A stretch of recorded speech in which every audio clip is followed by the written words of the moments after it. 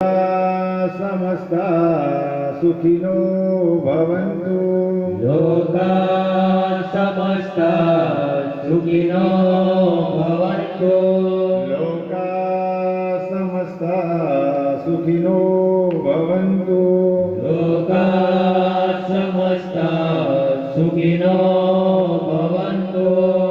धर्मं शरणं गच्छामि। शरणं गच्छामि। धर्मं शरणं गच्छामि। धर्मं शरणं गच्छामि। धर्मं शरणं गच्छामि। धर्मं शरणं गच्छामि। ॐ शान्ति शान्ति शान्ति।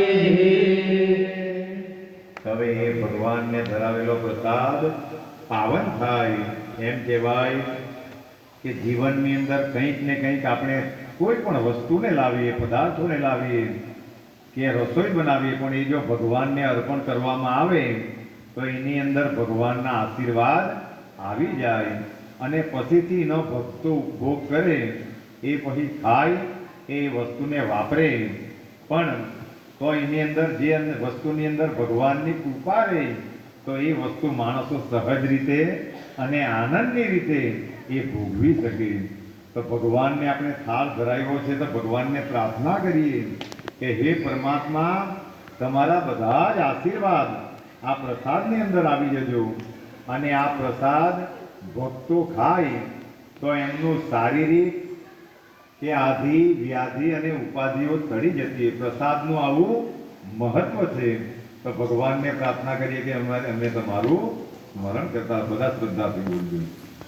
ઓમ નમો ભગવતે વાસુદેવાય. ઓમ નમો ભગવતે વાસુદેવાય. ઓમ નમો ભગવતે વાસુદેવાય. ઓમ નમો ભગવતે વાસુદેવાય. ઓમ નમો ભગવતે વાસુદેવાય. ઓમ નમો ભગવતે વાસુદેવાય. ઓમ નમો ભગવતે વાસુદેવાય.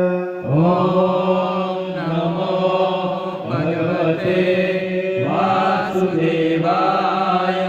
ઓમ નમો ભગવતે વાસુદેવાય.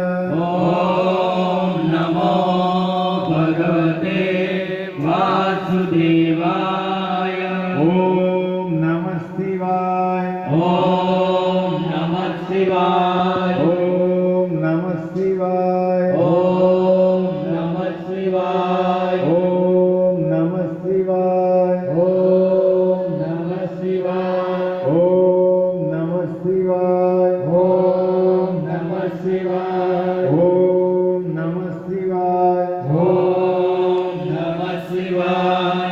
બોલો હરે હર ભગવાન કી જય. બોલો અન્નપૂર્ણા માત કી જય. તો એ હરિહર ભગવાનને આ ભાવે પ્રાર્થના કરીએ કે હે પ્રભુ, હે હરિહર પ્રભુ, બધા જ ભક્તોની આંકડીને તમે ઠારજો અને હે અન્નપૂર્ણા માતા, તમારો સદાને માટે અહીંયા વાસ રહે એવી તમે કૃપા કરજો, એવી તમારા ચરણમાં પ્રાર્થના. તો આજનો પવિત્ર દિવસ અને